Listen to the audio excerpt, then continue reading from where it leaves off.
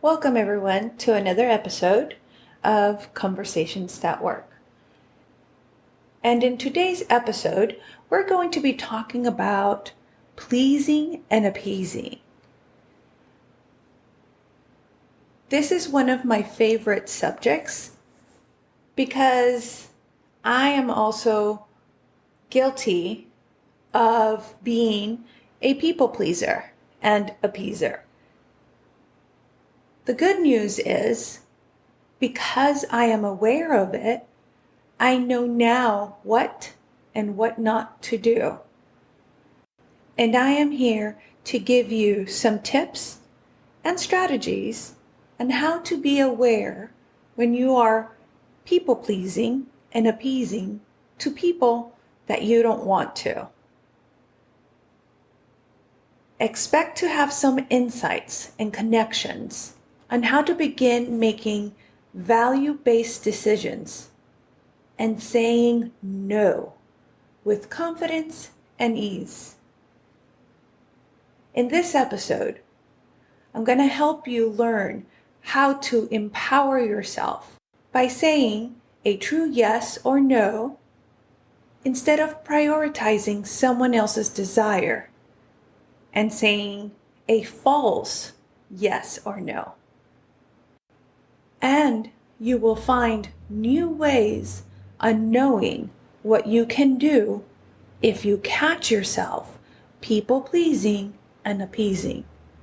You will gain a better understanding on what causes the please and appease, and begin considering the benefits of replacing those behaviors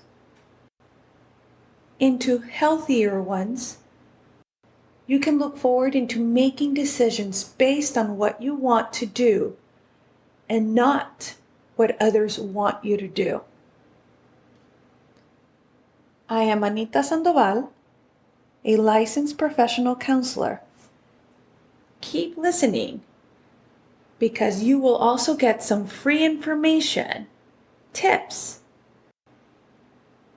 I'm going to give you 2 specific strategies to help you on your journey in pleasing and appeasing to your own wants and needs and feel deserving and worthy of it. I'm going to help you finally understand the dynamics of people pleasing and appeasing and on why saying no is attributed to feelings of guilt, shame, and negative self-blame. I will offer you the same techniques that I myself have been using for years. So stick around because this episode is for you. Tired of feeling misunderstood, frustrated, and emotionally disconnected when communicating with other people? This is Conversations That Work with Anita Sandoval, where you can learn how to maintain healthy conversations with the people who matter most. A podcast where you can gain confidence and get tips for having challenging day-to-day conversations that make you feel understood, validated, and heard. Here is your host, a licensed professional counselor specializing in communication skills, strategies, and techniques, Anita Sandoval. Let's start the conversation.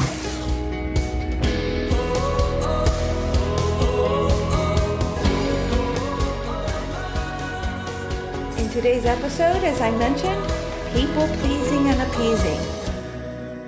It's very easy for programming to be for females that we must be nice and pretty and smile and please and appease. So much that sometimes we feel bad when we go against what other people want. Story time. In my 20s, I was invited to go somewhere with a friend of mine at that time to go shopping. So for those that don't know me, I am not a fan of huge crowds. Spending an excessive amount of time at one store doing one thing that I may or may not get is not something I would consider fun. For those of you that do, great. It's just not for me.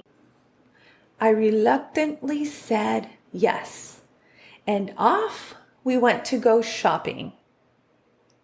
So let me tell you what happened. I went and had a horrible time. I had a not so good attitude, was bored out of my mind, and the worst of it was I had resented them for making me do something I hated. And then I felt guilty, shame, and had a lot of negative self-blame for myself for giving my friend some bad attitude during her enjoyment of shopping. Does that story sound familiar to any of you guys? Because it has happened a lot to me, and I'm sure it has happened to most of you. To do something that you don't feel like doing and just having it come out all bad. So I promised you guys a strategy. So here's a quick tip. To the loved ones, to the people you feel most comfortable with. This quick tip is helpful to the ones you love the most or the ones you feel most comfortable with. This approach is to help you say yes and no and feel comfortable and empowered without that shame or guilt or blame, and feel confident, at least a little bit of ease when you try it out.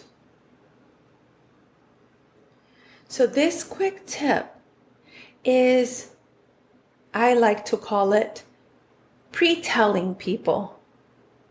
So you want to tell them beforehand, the ones you love and feel comfortable with, that you are working with the words yes and no. That you're just trying to figure out things that you want and do not want. That there are times that you will say no to them. And that you're just trying out that word no and working on setting some loving limits within yourself. Trying to figure out your own wants and needs. And this is the important part, that you still love them. That you love them unconditionally, or that you still care for them, that you love them. Give them that reassurance that it's not about them. That you're just playing around with the words no. And there are times that you're having a difference of opinions. And you're wanting to feel it out, how to share those difference of opinions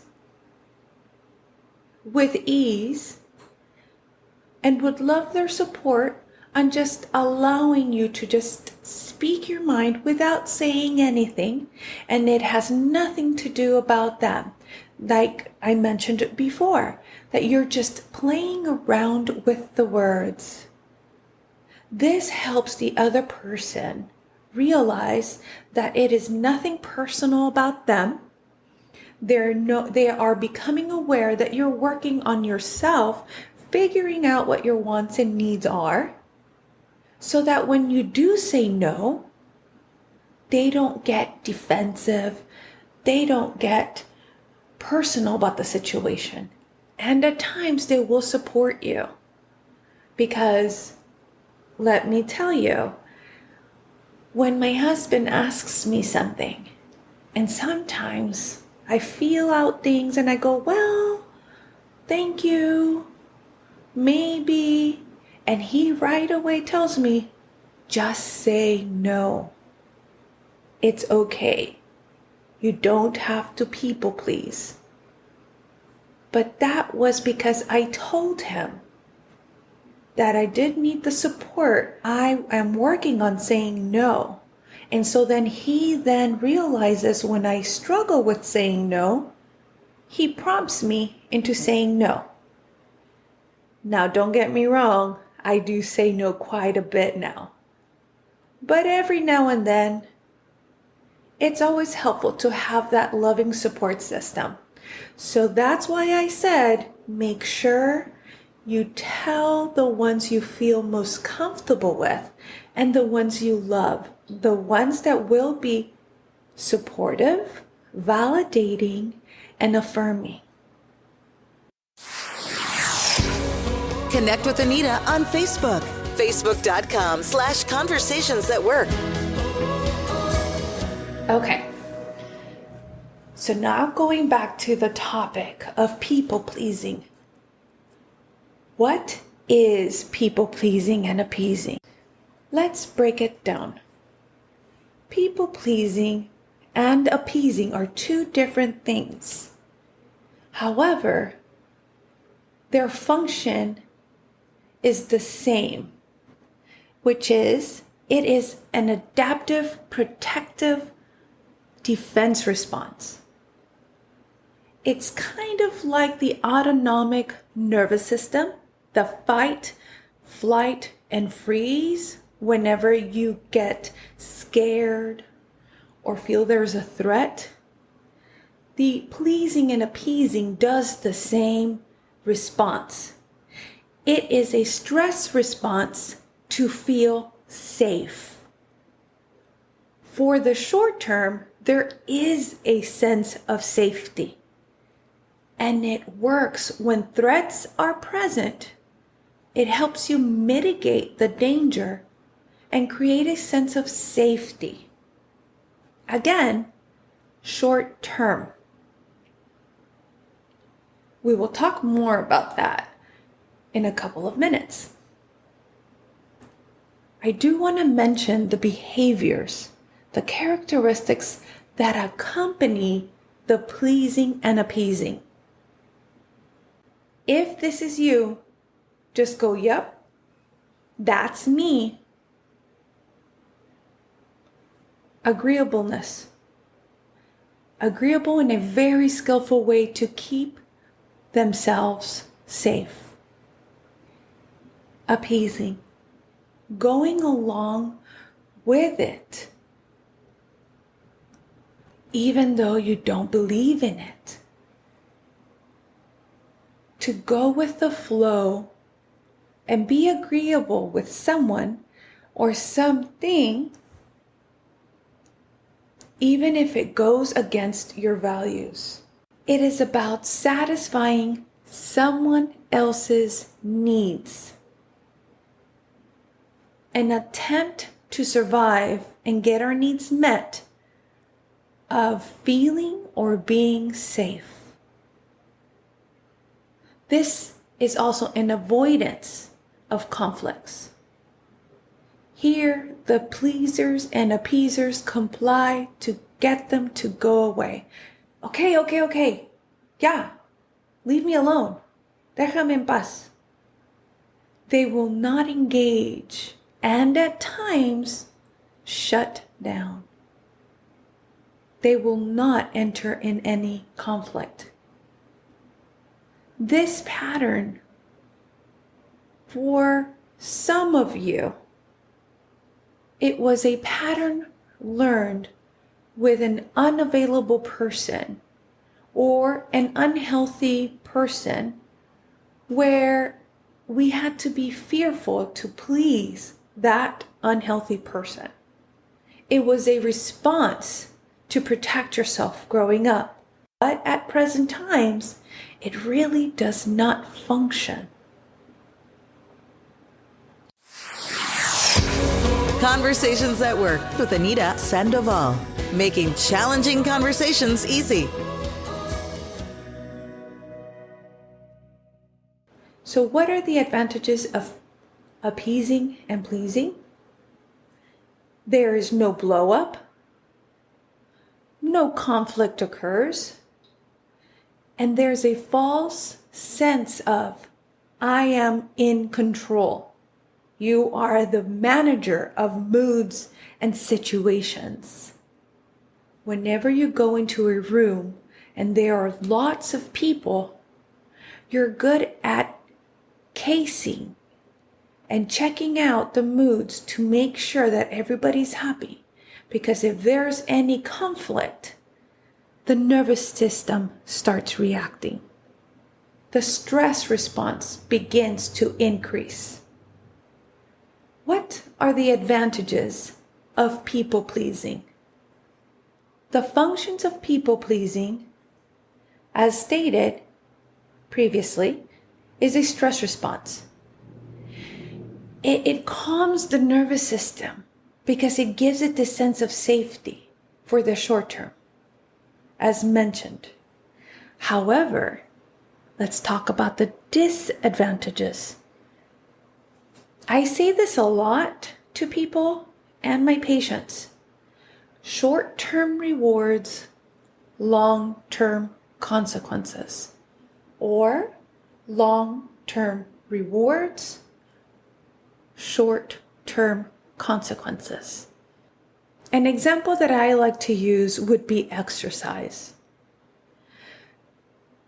If you sit down, watch TV, don't exercise, for the short term, yeah, it might feel good. However, in the long term, you're causing your body damage by not exercising and moving the body around with the muscles. Now, if you turn that around and exercise, for the short term, you might have some aches, you might have some soreness. However, in the long term, you increase the muscle, you start getting healthier, you may even lose some weight. So sometimes it works in the long term. So the one thing you want to look at is, how is this affecting me in the long term? So the disadvantages with people pleasing and appeasing is that it's rewarded by culture, the school system. They want to give those trophies away. Work, they call it a sense of, oh, they're taking initiative. They're doing something without being asked. However, you lose your sense of identity. It destroys your relationship with yourself. It does not always work when the other person is not wanting to be pleased. And in the long term, it does more harm than good. People become stuck on these responses in the absence of stress. And that is when problems creep in. Like I said, it might have helped you when you were in an environment that was stressful and you were not safe. However, when you become stuck on those habits and the environment changed and you have not, there will be some problems because it will not function anymore. Inside, your needs are not being met. One character I like to associate this with is the Superwoman syndrome. I like to call it Luisa from Encanto. Do you remember her song, Surface Pressure? Where she would mention that if she was not pleasing others, helping others, who was she? Did she even have meaning? Because she was neglecting her own needs. Her needs were met when others were happy, and she would feel good about herself. However, she really couldn't find a sense of meaning within herself aside from taking care of others. They get their entire sense of self from people pleasing and appeasing. And then what happens when the habit is continuous with appeasing and pleasing, the nervous system can be stuck in a persistent state of hypervigilance, always wanting to please and appease. And as I have mentioned before, no organism can be in a heightened state of stress for an extended period of time and not get harmed. Sign up for up-to-date information and resources at conversationsatwork.org.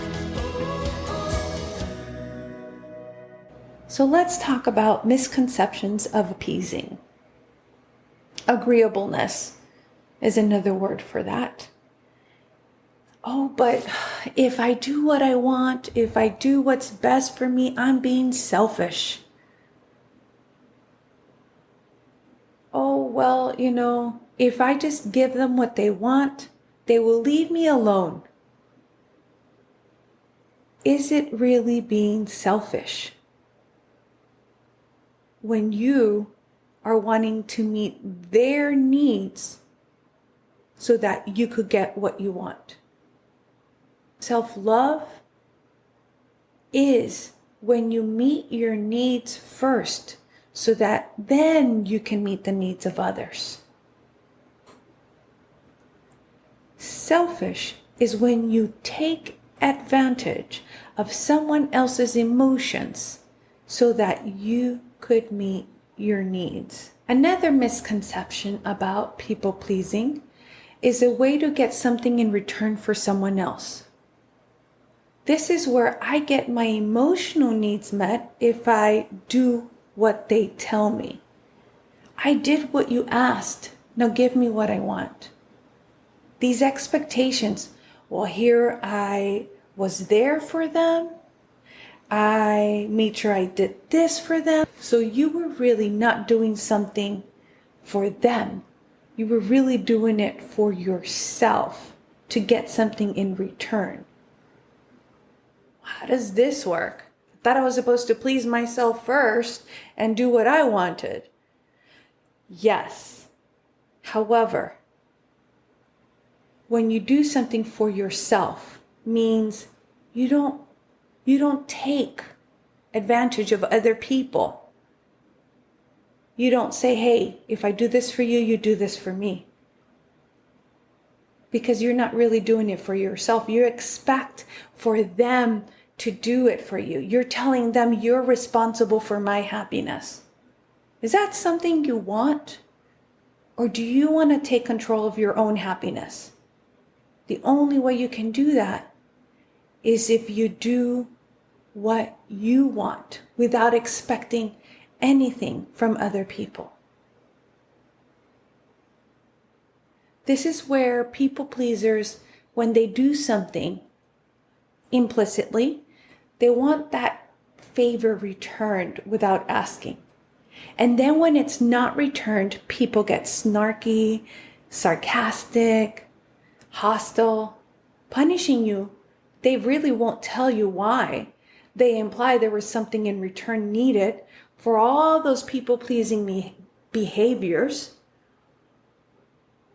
What? You did this for me? I didn't ask you to do this for me. You're the one who did it on your own.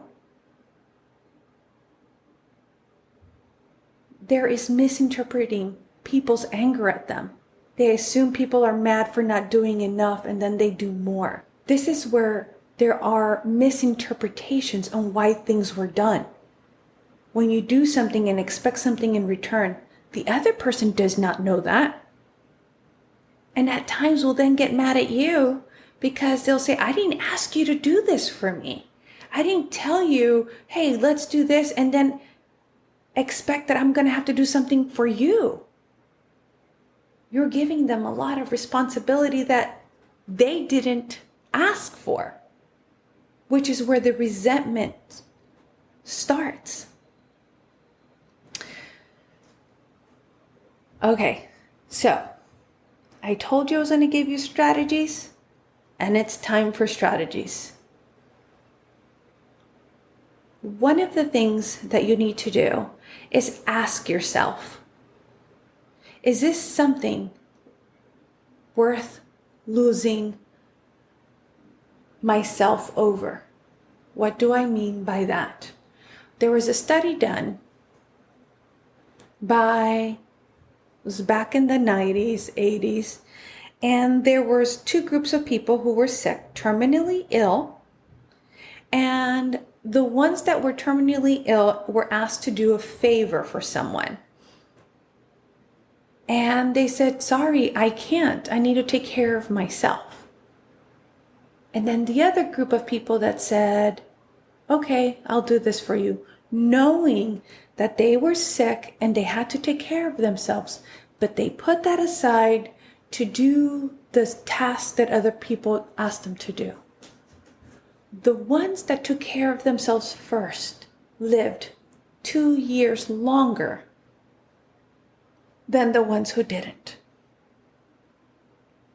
So a question you can ask yourself, is this something worth my life? Is this something important for me? Knowing that I'm risking myself. Is this important, prioritizing my life for their needs? And then another question you can reflect on is, before you please and appease, for those that grew up in an unhealthy environment, this question is huge that I even ask myself. What is the impact of this if I say no? Will I get harmed? Am I in danger? What is the worst that could happen if I say no? And for the most part, there is no danger. It will help redirect your nervous system to tell it it's okay. You are safe. Another self-reflection question you can ask yourself right before you make a decision is, what are my values? What do I believe in? And if I don't pay attention to my values, how would this affect the other person? This is the question I had to ask myself before shopping with that person. I would have told my friend, you know what? If I go shopping with you, I am not going to be in a good mood. Then you're going to see me in a bad mood, and then you're going to be in a bad mood. Then I'm going to feel bad about it. Why don't we do this instead? And we could have come up with something else where we were both happy. So this is a question I always ask myself before making a decision. What do I believe in?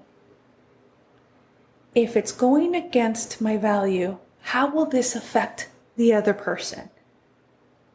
And then if you start doing that appeasing or pleasing behavior, sometimes it's good to think about what happened right before you pleased and appeased. Why did I do it? What happened right before I said yes and overcommitted to something I did not want to do? Another strategy is rating the distress. How unhappy will I be if I do this? And if it's a minimal unhappiness, if it's something that you can tolerate, great, go ahead and do it. But if it's something that you know you cannot put up with, and you're going to be in a bad mood, you're gonna take it out at other people, it's best to remove yourself from that situation. Which brings me to the next strategy. Get away from that situation or trigger when possible.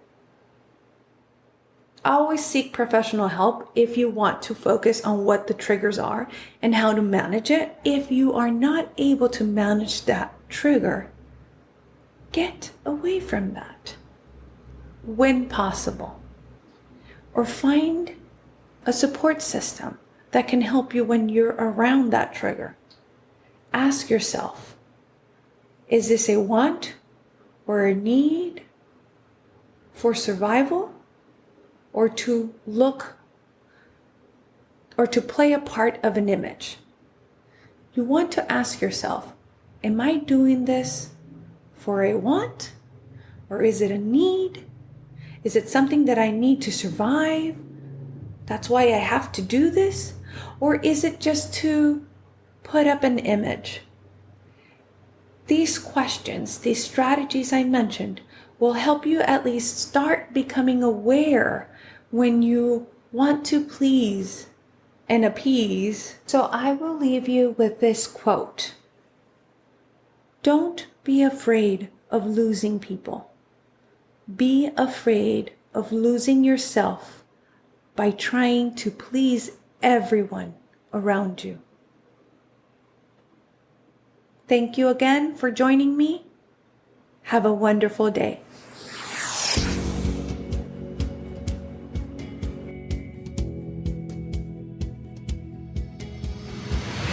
Thank you for listening to Conversations at Work with Anita Sandoval. Know someone who needs help in having healthy conversations? Share this episode and make sure to subscribe so you don't miss the next one. Until our next conversation.